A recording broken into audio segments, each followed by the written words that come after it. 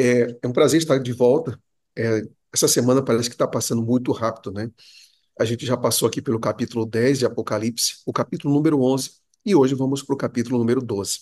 Se você estiver Exatamente. com sua Bíblia aí, por gentileza, abra em Apocalipse capítulo número 12, que a nossa reflexão será dentro desse capítulo tão importante para nós. Ah, o tema de hoje é o grande conflito, e eu quero começar destacando algo que é comum, infelizmente, é duro dizer isso, mas é comum à nossa realidade, que é o mundo que nós vivemos vive em guerra. O mundo está em guerra porque nós estamos em guerra como indivíduos. O mundo está em guerra de forma mais coletiva do que nós estamos em guerra, porque nós estamos em guerra de maneira pessoal. Que você tem as guerras conhecidas, guerras napoleônicas, muito famosas, aconteceram depois ali, ou durante a Revolução Francesa. Depois você pode falar aqui da guerra civil na China. Depois você pode falar um pouco também sobre a Primeira Guerra Mundial, a Segunda Guerra Mundial. Aí você tem uma série de guerras. Sem falar das guerras atuais, que, infelizmente, guerra no Líbano, guerra em Gaza, a guerra hoje na Síria, a guerra na Ucrânia e assim sucessivamente. Fazemos guerras porque estamos em guerra. Então, por que nós estamos em guerra? O que está acontecendo? O Apocalipse, ele nos fala o que está acontecendo e por que está acontecendo. Se você abrir a Bíblia, você vai perceber aqui, no capítulo número 12 e versículo número 7, diz assim: houve peleja no céu, Miguel e os seus anjos pelejaram contra o dragão, também pelejaram, lutaram, brigaram, guerrearam o dragão e seus anjos. Todavia não prevaleceram, nem mais se achou no céu o lugar deles. E foi expulso o grande dragão, a antiga serpente que se chama Diabo e Satanás, o sedutor de todo o mundo. Sim, foi atirado para a terra e com ele os seus anjos. Vamos aqui compreender bem esse texto, e para que a gente compreenda bem esse texto, é necessário a gente compreender a visão geral do livro do Apocalipse. Então, eu vou aqui compartilhar agora a tela para que você consiga entender como foi construído esse livro. Aqui está na tela uma estrutura que a gente chama de estrutura quiástica, tá? Ou seja, você parte dos extremos até alcançar o centro. O centro é o ponto mais importante que existe na discussão de qualquer estrutura quiástica. Então, quando você olha para o Apocalipse, é, você vai ter uma parte histórica e uma parte escatológica. Então, a parte histórica do livro do Apocalipse é a seguinte: ele começa com promessas e vai para a parte escatológica. As promessas elas são cumpridas, ok? Depois, você vai para o trabalho de Deus para a salvação da humanidade e depois o cumprimento da salvação de Deus para a humanidade no capítulo número 19. Depois, a ira de Deus e a misericórdia que atuam juntas quando você vê as trombetas, por exemplo, e depois a ira de Deus é destituída de misericórdia no capítulo número 15. Logo depois, você parte para o comissionamento, que é um comissionamento para a pregação, como nós vimos no capítulo 10 até o 11, e a igreja proclama o evangelho dos últimos dias. A pergunta que devemos fazer é: e o que está no centro? Você percebe que nós saímos aqui do capítulo 1 até o capítulo 22, e a pergunta que deve ser feita é: mas o que está no centro? O que está no centro é o capítulo 12. E o capítulo 12 vai falar de quê? Do grande conflito. Vai falar do grande conflito. Então, é muito importante nós compreendermos como funciona a estrutura do livro do Apocalipse. Existem várias estruturas, a gente pode partir para vários padrões, mas esse é um padrão que enfatiza o centro do livro, que é: nós estamos em um grande conflito. Existe um teólogo que faleceu há pouco tempo, é o Norman Galley. Ele disse o seguinte: o conflito cósmico, às vezes chamado de o grande conflito, é a cosmovisão, ou seja, como você enxerga o mundo, como você enxerga a igreja, como você enxerga a sua família, seu casamento, sua vida, seu trabalho, é a sua cosmovisão de existência. Ele forma o cenário no qual se desenrola o drama do mundo e até mesmo do universo. Falando de Norma Galley, eu tenho que chamar aqui um outro teólogo, que é o Alberto Tim. E veja o que o pastor Alberto Tim diz. Esse conflito, preste atenção nisso, esse conflito ele é cósmico, porque atinge o santuário celestial. Ele é histórico, porque vai do Éden ao novo céu. E ele é pessoal, porque atinge a mim e a você. atinge a mim e a você. Então, isso significa o seguinte, pastor, nós estamos aonde? Eu e você estamos em um conflito. Então, todas as vezes que você olhar, você tem duas maneiras de enxergar o mundo. Duas maneiras. Não existe uma terceira, uma quarta. Ou você vê o mundo com a cosmovisão que nós estamos dentro de um grande conflito, e é por isso que nós vivemos as misérias, as dores, as vicissitudes, as perdas, os dramas, as doenças, as mortes, as separações, as brigas, as discussões, ou você enxerga dessa maneira, ou você enxerga de uma maneira humanista. Ou você enxerga isso de forma muito secularizada, racionalista, carregando aquilo lá que o iluminismo trouxe ali na Revolução Francesa. Então você decide como você enxerga o mundo. Nós cristãos temos que ter uma visão de mundo com base no grande conflito. Houve um grande conflito. E esse grande conflito atinge tudo, gente. Atinge tudo. Atinge o meu ministério, atinge o ministério do pastor Anderson. É triste dizer isso, né? Mas a gente perde muitos pastores todos os anos aqui na divisão sul-americana. E não é fácil. E aí você pergunta, não, porque teve um problema moral, não, teve um problema financeiro, não, teve um problema, seja lá o que for.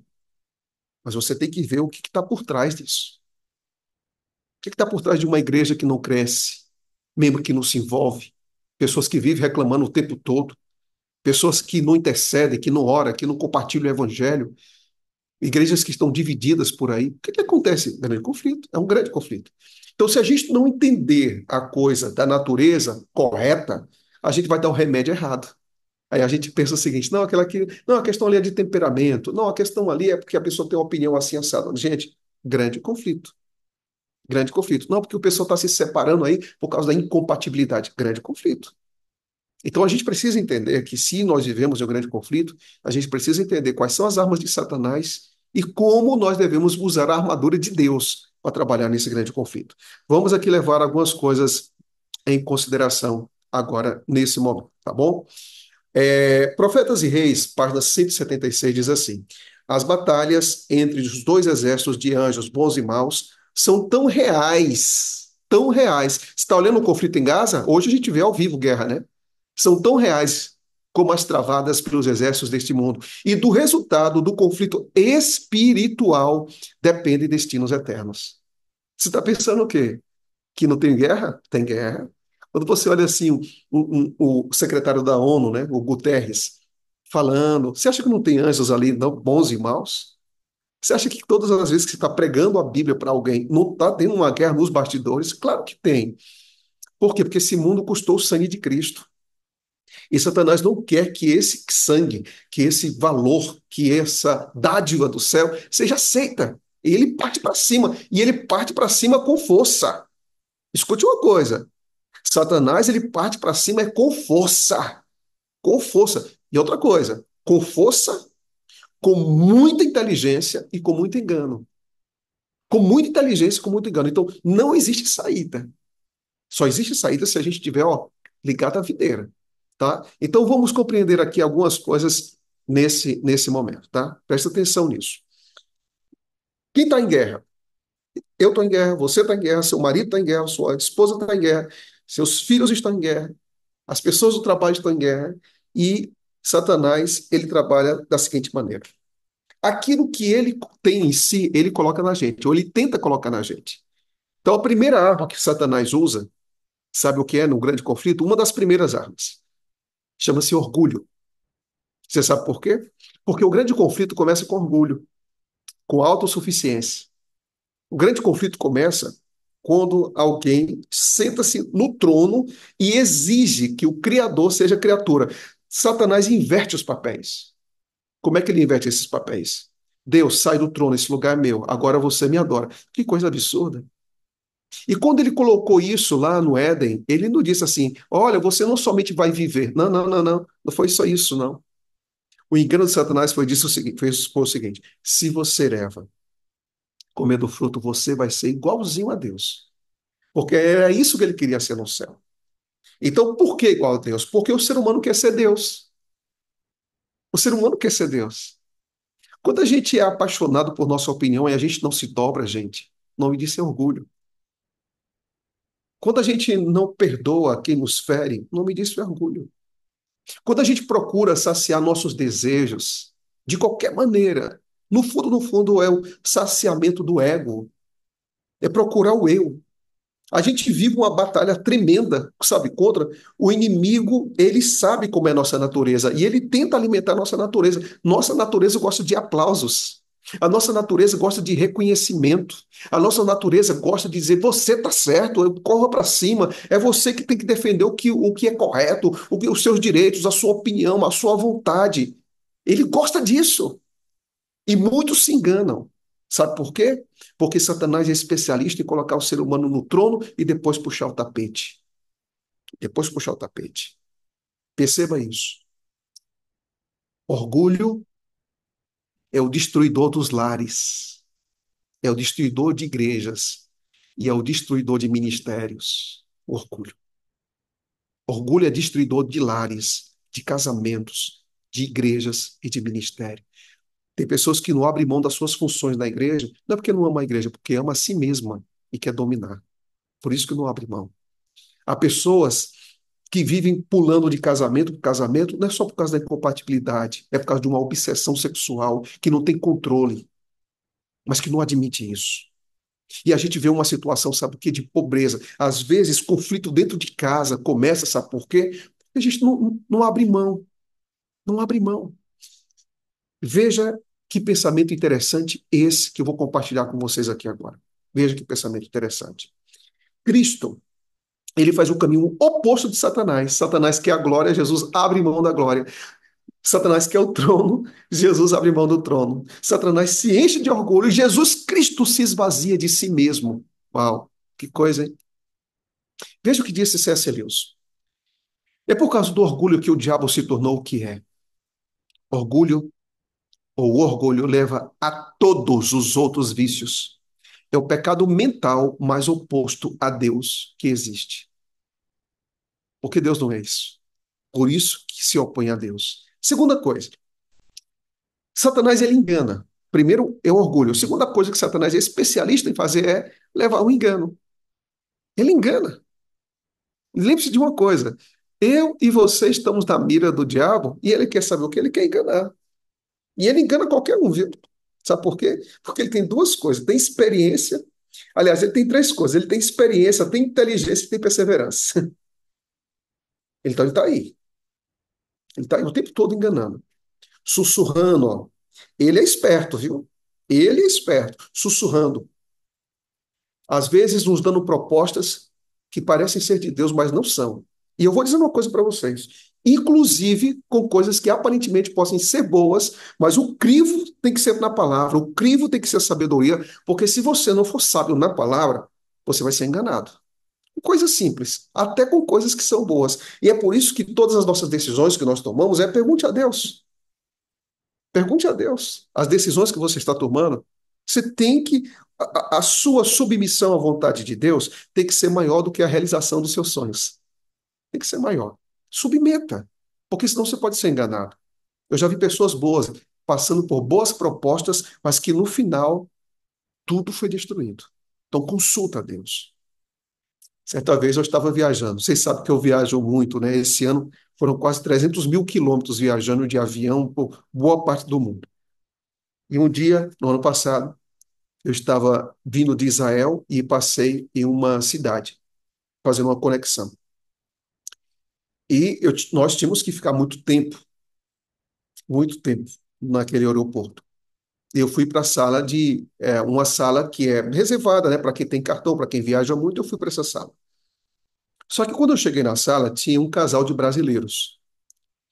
E quando eu olhei para aquele casal, a mulher estava grávida. E eu vi que eles estavam tentando abaixar ali no aplicativo várias vezes, alguma coisa para entrar. E eu olhei para a mulher grávida, eu olhei ali para aquela situação, né? Eles querendo entrar, querendo entrar.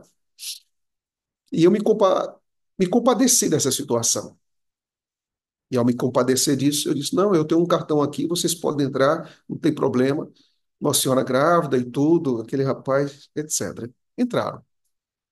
E aí, então a gente entrou, eu coloquei minha bolsa numa poltrona e fui me servir.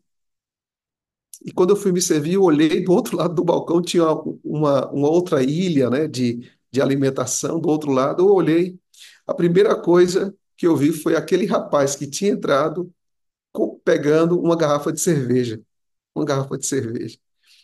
E eu comecei a pensar, disse, puxa vida, eu não queria que essa cortesia virasse uma cerveja na mão desse rapaz. Isso significa que até coisas boas, sabe? A gente precisa perguntar para Deus, será que o que eu estou fazendo precisa realmente ser feito? A gente pode, nesse mundo tão complexo, às vezes tentar tomar decisões boas, mas que às vezes as consequências não serão as melhores. Quando você vai para o grande conflito, você vai perceber o seguinte: veja o que aparece aqui. Satanás, ele é o enganador. O que que ele engana? Ele engana quem? Veja só no livro do Apocalipse. Primeiro, ele seduz os servos a praticar a prostituição. Segundo, ele seduz aos que habitam na terra. Nós somos aqueles que habitamos a terra. Em prédios, em casas, apartamentos, nós habitamos aqui. Todas as nações foram seduzidas por sua feitiçaria. Seduziu aqueles que receberam a marca da besta, sairá a seduzir as nações que eram os quatro cantos da terra. Ele seduz, ele trabalha. Ele trabalha. E a única maneira que você tem de não passar pela sedução dele, sabe o que é? É você ter a certeza de que Deus, ele tem em sua palavra a luz que nos ilumina para que isso não aconteça. Eu me lembro que quando eu era aluno do curso de teologia, Anderson, eu saí do IAN e fui para Cachoeira comprar um relógio. Teologando não tem muito luxo, não, né? E eu precisava de um relógio. Naquela época não tinha celular, não tinha nada. Aí eu desci, fui para Cachoeira. Quando eu fui para Cachoeira, encontrei, tinha uma loja e tinha um camelô. Aí eu olhei para a loja e ia entrar na loja para comprar um relógio. E aí não tinha, o relógio que eu queria não tinha. E o rapaz do outro lado disse: Olha, pode vir aqui que o relógio é bom. Aqui o relógio é bom. Eu disse: É mesmo? É. E aí me mostrou o relógio. Disse: Você tem nota fiscal? Rapaz, a minha garantia é a minha palavra. Pode ter certeza que o relógio é bom. Então eu comprei o relógio. Quando eu comprei o relógio, eu fui para uma semana de oração em Muritiba. E aí eu fui colocado no quarto que não tinha janelas. E eu tive que acordar, eu não sabia que horas eram aquelas, né? Então eu apertei no reloginho no dia seguinte. Quando eu apertei no relógio, o relógio fez tanta força que apagou. Apagou. E aí eu perdi o relógio. No dia seguinte eu fui até o camelô, ele não estava mais lá, né? Ele já não estava mais lá. E eu fui enganado.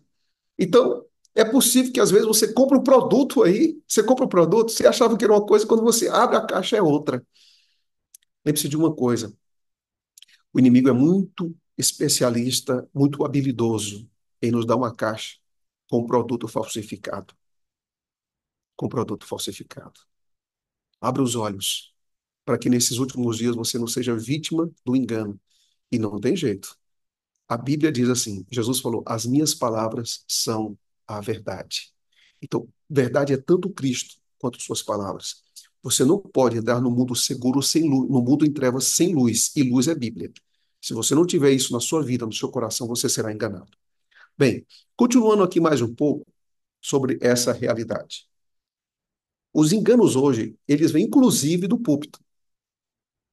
Não pense que uma pessoa que abre Bíblia é suficiente. Não pense que ler texto da Bíblia é suficiente. Muitos serão enganados utilizando, sabe o quê? A própria Bíblia. A própria Bíblia. Então, é por isso que nós precisamos ter muita habilidade para saber lidar com isso. Terceira coisa. Você está lembrado aí? Vamos aqui recapitular agora, né? Quais são as armas de Satanás, tá? Primeira, lembrei comigo, tá? Tá lembrado? Primeira, ele faz o quê? Hã? Vamos lá? Ó, primeira coisa que Satanás faz. O que que ele faz? Trabalha com o nosso orgulho. Segunda coisa, o que que ele faz? Trabalha com o engano. Terceira coisa. Abre sua Bíblia agora, no livro de Apocalipse, capítulo número 1, e veja qual é a outra arma que ele utiliza. Vamos lá? Apocalipse, capítulo número 1.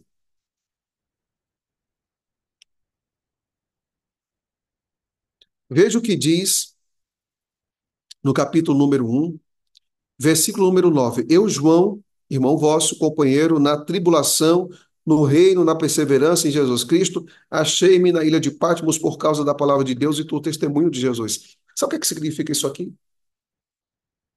Ele está dizendo o seguinte: eu estou aqui e estou sendo atribulado. O terceiro elemento que Satanás usa para nos desanimar, para nos dar força, não dar forças, ele, na verdade, ele tira a nossa força para que a gente con continue, chama-se sofrimento. Ele trabalha com orgulho, ele trabalha com engano, e a terceira coisa que ele trabalha é com sofrimento. É isso mesmo. Sofrimento, pastor. Uhum, é isso mesmo. Essa palavra que João usa, tribulação, é uma palavra que do grego significa esmagar com os pés. Esmagar com os pés. Então, esse esmagar com os pés é o mesmo termo que Jesus Cristo usa: no mundo tereis tribulações, mas não tema o mundo, porque eu venci o mundo, né? Então, quando a gente olha no mundo hoje, tem sofrimento, gente. Tem sofrimento. E o sofrimento de hoje é duro, é forte, tá?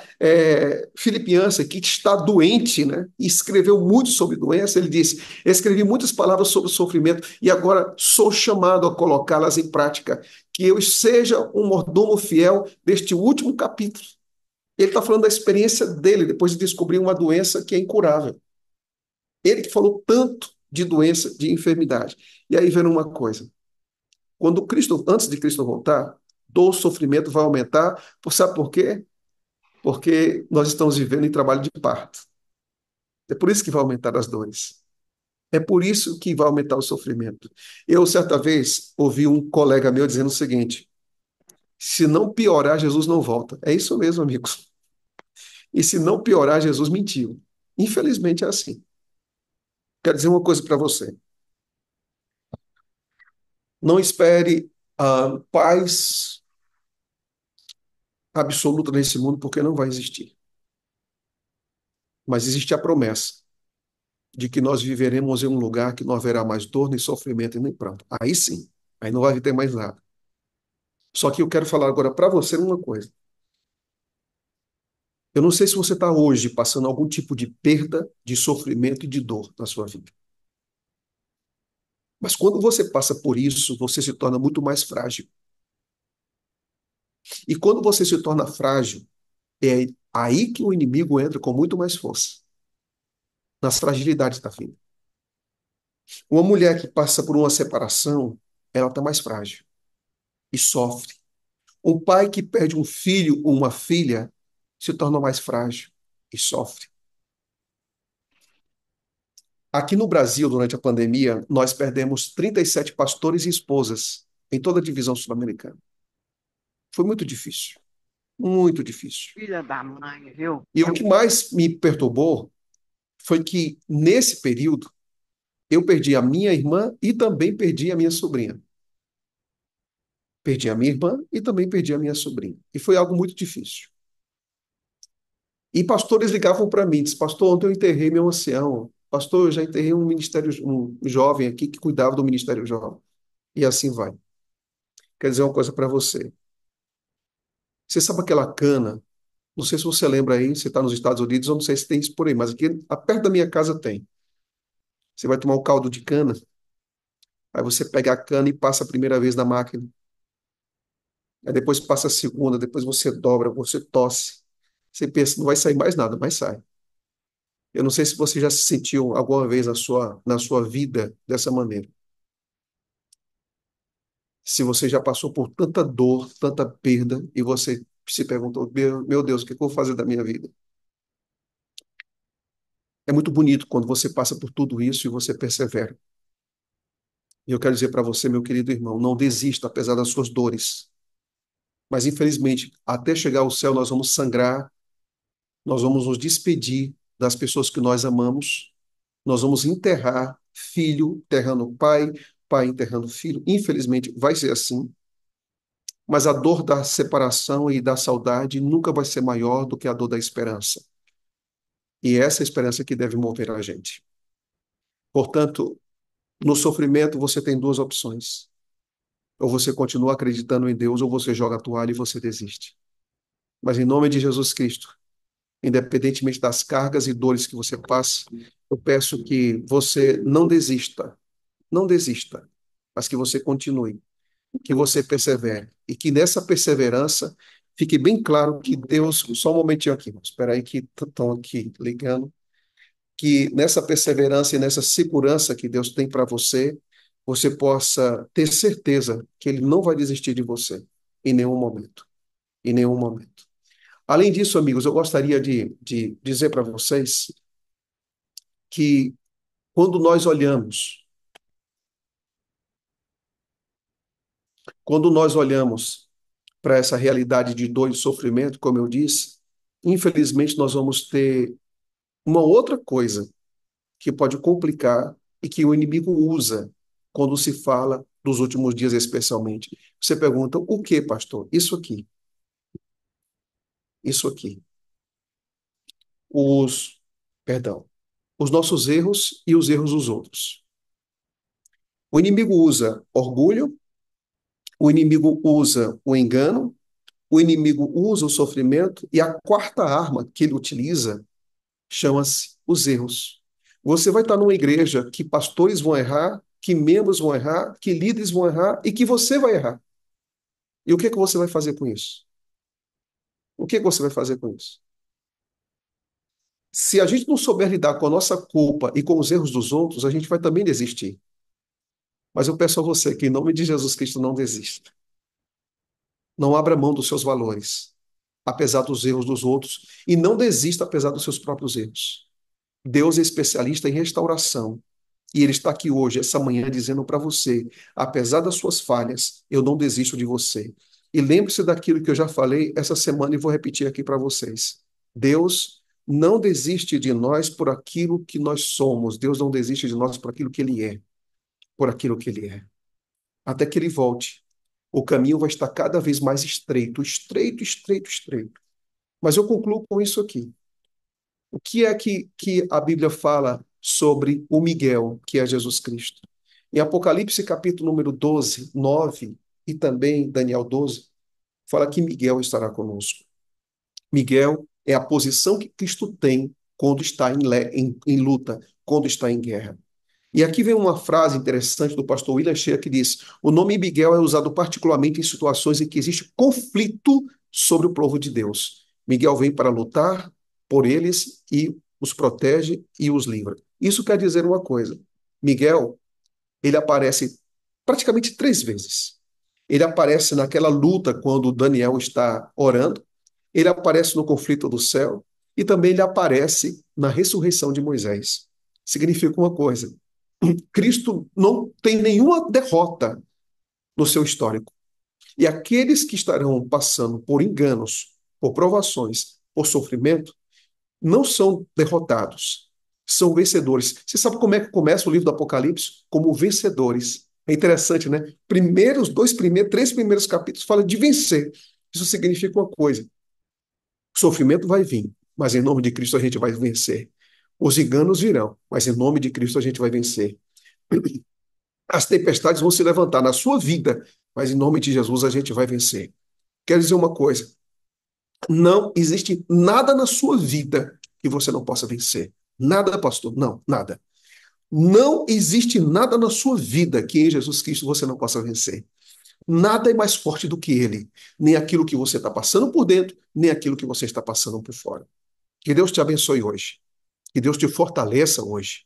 E que nos conflitos da vida você tenha certeza de uma coisa: Deus nos dá suficiência para perseverar e perseverar até o fim. Nós não somos aqueles que desistem. É por isso que em Apocalipse 12, 14 também diz assim: aqui estará a perseverança dos santos. Perseverança dos santos. Se você me perguntar o seguinte: pastor Lucas, quais são as qualidades que você, ou uma qualidade que você mais admira numa pessoa? Para mim não é o talento, para mim não é a inteligência, para mim o que eu mais admiro são pessoas que não desistem. São pessoas que são resilientes. São pessoas que vão para cima apesar de tudo. Choram, sofrem, derramam lágrimas, sangram, mas não desistem. Em nome de Jesus Cristo, que você seja essa pessoa. Que você nunca desista, apesar de tudo. Você crê nisso, irmão? Você crê nisso? Quero ver as mãos levantadas. Pastor, eu quero me comprometer hoje, em nome de Jesus Cristo. Venha o que vier nessa vida, pela graça de Cristo, pelas promessas de Cristo, eu não vou desistir. Cadê as mãos levantadas? Está aí as suas mãos, levante sua mão e diga: eu não desisto. eu persevero. Eu estou aqui passando por um sofrimento, pastor. Estou aqui passando por uma perda, pastor. Eu estou aqui passando por uma culpa, mas eu não vou parar. Eu não vou parar. Eu não vou desistir, porque eu sei o que Deus é capaz de fazer na minha vida. Eu não sei de onde vêm as minhas forças humanas, mas eu sei de onde vem uma força que me coloca e pela sua graça vai fazer com que eu cruze a linha de chegada do céu. E essa força vem do Senhor.